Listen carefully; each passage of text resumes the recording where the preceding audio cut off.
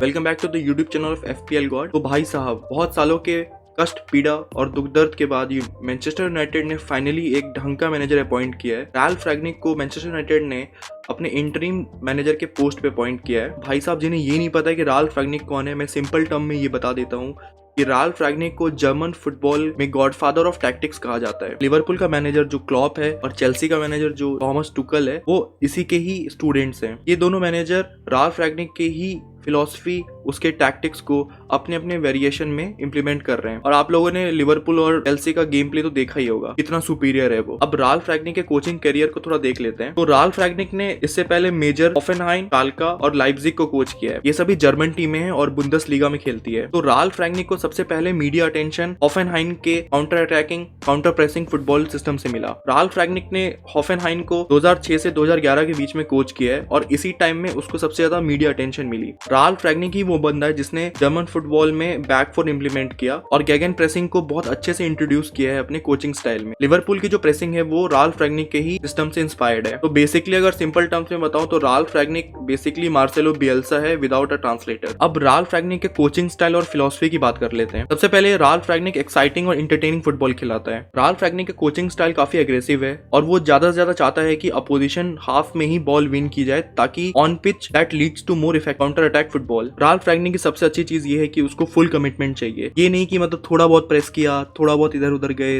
अपनी पोजीशन से out of position, ये सब नहीं चाहिए उसको चाहिए फुल कमिटमेंट, जैसे कि कॉन्टे को चाहिए होता है। कॉन्टे अपने प्लेयर से बहुत डिमांड करता है। सेम है राल्फ रैग्निक का भी। अगर उसने किसी प्लेयर को एक रोल दिया है तो भाई उसको वो रोल निभाना ही पड़ेगा, नहीं तो वो बेंच पे बैठेगा। तो राल्फ रैग्निक काफी डिसिप्लिन कोच है और उसका मेन फोकस रहता है फील्ड पर तुम कैसा खेल रहे हो। कि उसने तो ट्रेनिंग ग्राउंड में अपना सब कुछ बता दिया, लेकिन भाई तुम उसको उसके प्लेयर उसको इम्प्लीमेंट कैसे कर रहे हैं पिच पे, उसका फोकस मेन उस पे होता है। रैग्निक के पास प्रॉपर एक प्लान होता है। अगर मान लो कोई टीम ज्यादा प्रेस कर रही है या कोई टीम ज्यादा डिफेंसिव है तो इन गेम उसको क्या सब टैक्टिक्स बताने होते हैं प्लेयर को, जिससे कि उसकी टीम ज्यादा अच्छे से परफॉर्म कर सके।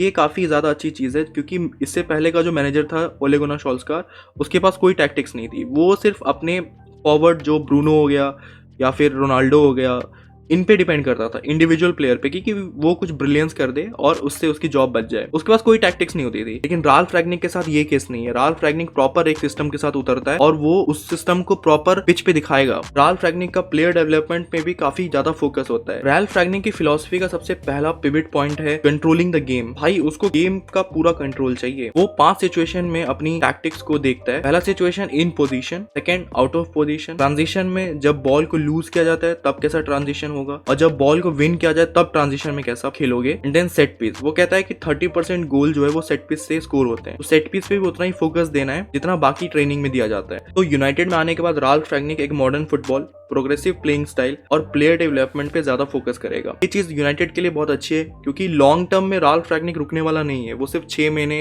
1 साल तक रुकेगा और उसके बाद वो क्लब में टेक्निकल डायरेक्टर की पोजीशन को देखेगा। अब राल्फ रैग्निक कौन से फॉर्मेशन को फेवर करता है या कौन से फॉर्मेशन को वो सबसे ज्यादा इंप्लीमेंट करता है, उसके बारे में जान लेते हैं। तो रैग्निक का सबसे फेवरेट फॉर्मेशन है 4-4-2। तो बेसिकली राल्फ रैग्निक चाहता है कि आगे में 2 स्ट्राइकर खेले ताकि काउंटर अटैकिंग फुटबॉल या फिर इफेक्टिव काउंटर अटैक जो है वो ज्यादा अच्छे से हो सके। मिडफील्डर के पास ज्यादा चांसेस हो बॉल आगे प्रोग्रेस करने के लिए। तो अब हम स्क्रीन पर ये देखते हैं कि राल्फ रैग्निक यूनाइटेड में कैसे 4-4-2 को इंप्लीमेंट करेगा। तो जैसे कि आप स्क्रीन पे देख सकते हैं कि गोलकीपिंग में डिगिया खेलेगा, डिफेंस में मैगवायर, वरान, एरन वैन बिसाका और ल्यूक शॉ खेलेंगे। हो सकता है कि एरन वैन बिसाका की जगह थियागो डेलॉ खेले क्योंकि वो ज्यादा ही अटैकिंग है, पर अभी कुछ कहा नहीं जा सकता क्योंकि राल्फ रैग्निक का ट्रैक रिकॉर्ड इतना अच्छा है कि वो किसी भी प्लेयर को इतनी जल्दी डेवलप कर देता है कि वो अपनी पोजीशन के हिसाब से उसको खिलाए। सपोज करो एरन वैन बिसाका ऑफेंसिव में उतना अच्छा नहीं है, लेकिन हो सकता है कि 1 महीने के बाद राल्फ रैग्निक उसको कुछ ऐसा बताए या फिर इतने अच्छे से कोचिंग करे उसकी कि वो ऑफेंसिव भी उतना अच्छा हो जाए। मिडफील्ड में हम फ्रेड और डॉनी वैन द बीक देख सकते। हो सकता है डॉनी वैन द बीक की जगह यहाँ पे मैकटोमिने खिलाए क्योंकि उसका वर्क रेट ज्यादा अच्छा है, लेकिन डॉनी वैन द बीक आगे बॉल प्रोग्रेस ज्यादा अच्छा करता है। यहाँ पे हम विंगर सैंचो को देख सकते हैं, उस तरफ ब्रूनो खेल सकता है और up front Rashford and Ronaldo. Next हम ये देखते हैं कि 4-4-2 के डिफरेंट वेरिएशन को वो कैसे इंप्लीमेंट कर सकता है। अब इसमें आप देख सकते हैं कि यहाँ पे मिडफील्ड में एक डायमंड है, Fred, Donny van de Beek, Bruno और सैंचो का डायमंड है। तो वो ये भी चीज इंप्लीमेंट कर सकता है, लेकिन मोस्ट प्रोबेबल है कि वो सिंपल 4-4-2 नैरो के साथ जाएगा। तो राल्फ रैग्निक हो सकता है कि इस फॉर्मेशन के साथ जाए जो कि है 4-2-2-2, जो कि उसकी फेवरेट फॉर्मेशन भी है और यूनाइटेड में ऐसे प्लेयर्स भी हैं जो उसकी इस फॉर्मेशन को अच्छे से गेम प्लान में कन्वर्ट कर सकते। तो अब हम राल्फ रैग्निक की यूनाइटेड की टैक्टिक्स को जो कि उसने पहले हॉफेनहाइम या लाइप्जिग में करी है, उसको कैसे पिच पे इंप्लीमेंट करेगा। गोलकीपर ने जैसे ही बॉल प्लेयर 2 को पास किया, प्रेस वहीं से स्टार्ट हो जाती है। इसको प्रेस करने के लिए ब्रूनो आगे जाएगा, इधर से रैशफोर्ड इस पासिंग लेन को कट करेगा, फ्रेड इसको कवर करेगा, डॉनी वैन द बीक भी इस पासिंग लेन को यहाँ पे रहेगा ताकि बॉल ये यहाँ ना पास कर सके, यहाँ ना पास कर सके। ब्रूनो पे प्रेस करेगा, रोनाल्डो यहाँ पे प्रेस करेगा, सैंचो यहाँ पे रहेगा और एरन वैन बिसाका इस तरफ। तो अब प्लेयर 2 के पास सिंपल ये ऑप्शन है, या तो ये गोलकीपर को वापस पास कर दे या फिर ये लॉन्ग बॉल खेल दे यहाँ पे। लेकिन यहाँ पे ऑलरेडी वरान के पास इतनी पेस है कि वो आराम से इसको टैकल कर लेगा। तो राल्फ रैंगनिक बेसिकली यहीं से अपना अटैक और प्रेस शुरू करता है। यहाँ पे अगर इससे कोई भी गलती हुई तो ब्रूनो यहाँ पे बॉल विन कर लेगा, रोनाल्डो आगे जाएगा, इसको पास करेगा और गोल हो जाएगा। अब राल्फ रैंगनिक के हॉफेनहाइम के टाइम में जो उसका फेमस ट्रैप था, हम उसको देख लेते हैं। तो हॉफेनहाइम के टाइम में वो क्या करता था कि अपने सारे प्लेयर्स को ऊपर रखता था और सिर्फ एक जो ये 6 प्लेयर है इसको फ्री रखता था ताकि प्लेयर 2 इसी को पास करे, क्योंकि और उसके पास पासिंग ऑप्शंस कोई है नहीं क्योंकि मैन ऑन मैन मार्किंग है। तो अब जैसे ही वो प्लेयर 6 को पास करेगा वैसे ही ब्रूनो इस पे अटैक करेगा, डॉनी वैन द बीक इस पे अटैक करेगा, रोनाल्डो इधर आ जाएगा। तो अब इसके पास कोई ऑप्शन नहीं है और ये सारे यहाँ पे पासिंग लेन को कट कर रहे हैं और रैशफोर्ड इसको कवर कर रहा है। तो यहाँ पे तो उसके पास एक ही ऑप्शन बचता है, या तो वापस ये बैक पास कर दे या फिर ये इधर घूम के लॉन्ग बॉल दे दे इस तरफ। लेकिन ज्यादातर वहां पे हॉफेनहाइम के टाइम में ज्यादातर बॉल यहीं पे ये लोग लूज कर देते थे। और यहाँ पे जैसे आप देख सकते हो कि यूनाइटेड के 5 प्लेयर हैं और इसके 4 प्लेयर हैं। तो बेसिकली अगर यहाँ पे बॉल लूज हुई तो ब्रूनो इस बॉल को गेन कर लेगा, रोनाल्डो आगे बढ़ेगा, डॉनी वैन द बीक यहाँ आएगा, सैंचो इधर आएगा, रैशफोर्ड इधर आएगा। तो यहाँ आप देख सकते न्यूमेरिकल सुपेरियरिटी कितनी ज्यादा है। यहाँ पे इजीली इसको थ्रू बॉल देगा, रोनाल्डो गोल कर। तो राल्फ रैंगनिक काफी फ्लेक्सिबल मैनेजर है, वो पिच पे अपनी टैक्टिक्स को बदलता रहता है। तो व्यूअर्स के लिए ये ट्रीट टू वॉच है क्योंकि इसकी जो गेम्स होती है वो काफी इंटरटेनिंग होती है। तो भाई सबसे बड़ी चीज अब ये है कि रोनाल्डो इसके सिस्टम में कैसे फिट बैठेगा, क्योंकि रोनाल्डो जैसे कि हम अभी देख सकते हैं कि रोनाल्डो उतना प्रेसिंग प्लेयर है नहीं, क्योंकि उसकी फिजिक जो उसकी बॉडी है वो उतना प्रेस नहीं कर पाएगा, उस हाई इंटेंसिटी से वो प्रेस नहीं कर सकता। तो राल्फ रैंगनिक के सिस्टम में रोनाल्डो कैसे बैठेगा उसको देख लेते हैं। तो एज अ व्यूअर हमें ये समझने की बहुत ज्यादा इंपॉर्टेंट है कि भाई रोनाल्डो यूनाइटेड प्रेसिंग करने नहीं गया, रोनाल्डो का एक ही काम है वहां पे को बॉल सप्लाई दे और वो को गोल में फिनिश करे। जो भी फैन ये कह रहे हैं कि भाई रोनाल्डो को प्रेस करना चाहिए, रोनाल्डो को ये करना चाहिए, भाई रोनाल्डो क्या करेगा भाई, रोनाल्डो एक प्लेयर है, बाकी 10 प्लेयर जो पिच पे हैं भाई वो तो कुछ करे ना। यहाँ भाई मैगवायर से डिफेंडिंग नहीं हो रही है, वहां भाई लिंडलॉफ से डिफेंडिंग नहीं हो रही है, एरन वैन बिसाका इतने आराम से नटमैग कट रहा है वहां पे, ल्यूक शॉ एलेक्स टेलेक्स को हवा भी नहीं लग रही है भाई कहां से क्या गुजर रहा है, कहां से क्या जा रहा है। तो भाई रोनाल्डो का ब्लेम नहीं कर सकते हो, रोनाल्डो यूनाइटेड का सबसे बेस्ट प्लेयर है। तो अब हम ये देखते हैं कि रोनाल्डो राल्फ रैंगनिक के प्रेसिंग सिस्टम में कैसे फिट बैठेगा। तो जैसे कि आपने देखा कि राल्फ रैंगनिक चाहता है कि वो सबसे पिच के सबसे ऊपर बॉल को विन करे, तो रोनाल्डो का सिंपल काम ये होगा, राल्फ रैंगनिक रोनाल्डो से ये कभी नहीं चाहेगा कि भाई तू प्रेस कर, ये बॉल यहाँ गई तो भाई रोनाल्डो तू इसको प्रेस कर, फिर ये बॉल यहाँ आई तो भाई रोनाल्डो तू यहाँ भी आ जा, ऐसा कभी नहीं करेगा वो कभी नहीं चाहेगा कि रोनाल्डो यहाँ आए, क्योंकि भाई राल्फ रैंगनिक और रोनाल्डो जैसा प्लेयर आज तक कभी मिला ही नहीं है कोच करने के लिए। तो मुझे लगता है कि वो इसको बहुत अच्छे से अडेप्ट करेगा और वो रोनाल्डो की एनर्जी को पूरा बचाएगा ताकि वो उसकी एनर्जी को गोल्स में कन्वर्ट कर सके। तो रोनाल्डो का बेसिक काम यही होगा कि जैसे प्लेयर 2 के पास बॉल है, रैशफोर्ड इसको प्रेस करेगा इस पासिंग लेन को काटते हुए, वो नहीं चाहेगा कि प्लेयर 2 जो है वो प्लेयर 4 को पास कर दे।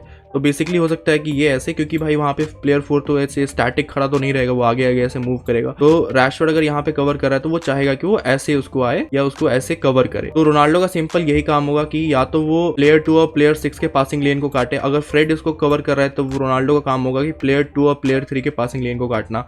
सिंपल उसका यही काम है, इससे ज्यादा राल्फ रैंगनिक उससे नहीं करवाएगा और ना ही उसको उससे इससे ज्यादा करवाना चाहिए, क्योंकि भाई रोनाल्डो की एनर्जी बहुत इंपॉर्टेंट है। रोनाल्डो एज अ पिच अगर वो बंदा खड़ा है ना तो तुम 1-0 से आगे हो। और क्योंकि Bruno, Fred, Donny van de Beek, भाई Donny van de Beek box to box midfielder है तो वो ऊपर नीचे कर सकता है। फ्रेड को अच्छी ट्रेनिंग नहीं मिली है इसीलिए फ्रेड बहुत बेकार खेलता है। अगर वही ब्राजील के फ्रेड को आप देखो तो बहुत सही खेलता है वो वहां पे, और ब्रूनो तो भाई प्रेस में है, वो भाई भागता है। तो ये सारे बंदे रोनाल्डो के लिए काम कर लेंगे। और अगर यहाँ पे बॉल विन की तो भाई सिंपल है ना, अब रोनाल्डो वहां खड़ा है तो भाई तुम किसको बॉल, अगर मान लो रोनाल्डो यहाँ प्रेस करा भाई तो उसको फिर भागना भी तो पड़ेगा ना यहाँ पे। तो सिंपल है कि ब्रूनो बॉल यहाँ विन करेगा, रोनाल्डो यहाँ खड़ा रहेगा, सिंपल एक पास देगा। और रोनाल्डो की फिनिशिंग तो सबको पता ही है, Ronaldo out of the box भी बहुत सही गोल मार देता है। तो भाई रोनाल्डो राल्फ रैंगनिक के सिस्टम में पूरा फिट बैठेगा और कोई इशू नहीं है राल्फ रैंगनिक को रोनाल्डो से, और ना ही होनी चाहिए। तो राल्फ रैंगनिक के सेकंड ट्रैप को भी देख लेते हैं। वो चाहता है कि पिच के किसी एक साइड में ही हम बॉल को विन करें और इतने इफेक्टिवली विन करें कि दूसरे प्लेयर आउट नंबर हो जाए। तो उस चीज को हम एक बार देख लेते हैं। सपोज करो प्लेयर 1 गोलकीपर ने प्लेयर 5 को बॉल पास करी, तो वो अब यहीं से ही राल्फ रैंगनिक का प्रेस शुरू हो जाता है। सांचो उस पे प्रेस करेगा, रोनाल्डो प्लेयर 3 पे आ जाएगा, रैशफोर्ड प्लेयर 2 पे, ब्रूनो प्लेयर 7 पे, Donny van de Beek player 6 पे। तो अब तुम देख रहे हो यहाँ पे किसी के पास भी इसको पास करने का ऑप्शन नहीं है। एरन वैन बिसाका ने ऑलरेडी इस प्लेयर को कवर किया हुआ है। तो अब इस प्लेयर के पास एक ही ऑप्शन है कि या तो ये गोलकीपर के पास कर दे, या ये कोई रिस्की पास खेल के बॉल प्रोग्रेस करे। तो रिस्की पास में 2 ही ऑप्शन होते हैं, या तो वो पास चला गया या वो कंट्रोल नहीं हुआ, तो फिर उसको बॉल लूज हो जाएगी। सपोज कर उसने यहाँ बॉल को वर्टिकली पास किया, लेकिन एरन वैन बिसाका ने इसको इंटरसेप्ट कर लिया और डॉनी वैन द बीक को पास कर दिया। देन ब्रूनो इधर जाएगा, सांचो इधर है, रोनाल्डो इधर है, रैशफोर्ड इधर है। देन देख रहे हो इसके पास इतने सारे ऑप्शंस है। वैन द बीक ने ब्रूनो को पास किया, गेम खत्म है, रोनाल्डो गया, रोनाल्डो ने बॉल गोल पे डाल दी। तो भाई राल्फ रैग्निक का एक ही सिस्टम है कि अगर हमने बॉल यहाँ पे विन की, जैसे कि प्लेयर 5 पे विन की, तो विद इन 10 सेकेंड्स में काउंटर अटैक को फिनिश करना है, मतलब शॉट ऑन गोल ले लेना है। जैसे कि एरन वैन बिसाका ने यहाँ पे बॉल विन किया, 10 सेकंड शुरू हो गया वहीं से, वैन द बीक के पास गया, वैन द बीक ने ब्रूनो को पास किया, ब्रूनो ने रोनाल्डो को पास किया। ये सारी चीजें 10 सेकंड के अंदर हो, इतनी क्विक होनी चाहिए कि जो उनकी हाफ जो डिसऑर्गेनाइज्ड है ना, अपोजिशन की हाफ जो डिसऑर्गेनाइज्ड है, भाई वो डिसऑर्गेनाइज्ड ही रहे, उनको हवा भी ना लगे कि ये क्या हुआ। यही सेम चीज क्लॉप करता है, यही सेम चीज लिवरपूल करती है। लिवरपूल की प्रेस देखिए तुमने, भाई वहां से साला भी प्रेस करता है, वहां से ट्रेंट भी प्रेस करता है, वहां से उसके जो 2 CDM है वो भी प्रेस करते हैं, जॉर्डन हेंडरसन, उसके बाद मिलनर, फेबिनो, सब प्रेस करते हैं वहां पे। और ऐसा भी नहीं है कि माने, साला या फिर फर्मिनो ये सब बहुत अच्छे बॉल प्रेसर हैं, ऐसा नहीं है। क्लॉप ने उनको बॉल प्रेसर बनाया है। तो यहाँ पे एक ये भी एडवांटेज है कि राल्फ रैग्निक अगर यूनाइटेड में आएगा तो वो काफी प्लेयर, जैसे कि फ्रेड हो गया, डॉनी वैन द बीक हो गया, एरन वैन बिसाका हो गया, इन सब प्लेयर को वो काफी अच्छे से ही डेवलप कर सकता है और एक बीस्ट प्लेयर बना सकता है। अब राल्फ रैग्निक के बॉल प्रोग्रेशन को देख लेते हैं। तो राल्फ रैग्निक बैक पास, स्क्वायर पास, इन सबको बहुत हेट करता है। राल्फ रैग्निक यही चाहता है कि वो जल्दी से जल्दी अपोजिशन के जो भी डिफेंस है उसको पेनिट्रेट करे। तो यहाँ पे वो वर्टिकल पासिंग का बहुत बड़ा फैन है। तो यहाँ पे वो चाहेगा कि वरान हो या फिर मैगवायर हो या फिर यहाँ पे ये फ्रेड हो, वो चाहेगा कि सीधा बॉल वर्टिकल पास यहाँ पे हो जाए। उसको ये नहीं चाहिए कि इसने एरन वैन बिसाका को पास किया, उसने फिर डॉनी वैन द बीक को पास किया, then Donny van de Beek ने भाई वरान को वापस पास कर दिया। ये जो राल्फ रैग्निक का जो स्टाइल है ना, उसका पूरा पर्पस डिफीट कर देता है। उसको सिंपल यही चाहिए कि वर्टिकल पास है कि यहाँ पे सांचो को दो, सांचो यहाँ आगे बॉल लेके जाएगा, सिंपल ब्रूनो को दो, ब्रूनो रोनाल्डो, रोनाल्डो गोल। अब राल्फ रैग्निक के आउट ऑफ पोजीशन टैक्टिक्स को भी देख लेते हैं। तो जैसे कि हमने पहले ये देखा था कि राल्फ रैग्निक 10 सेकंड में चाहता है कि वो अपने काउंटर अटैक फुटबॉल या फिर शॉट ऑन टारगेट को इंप्लीमेंट कर दे।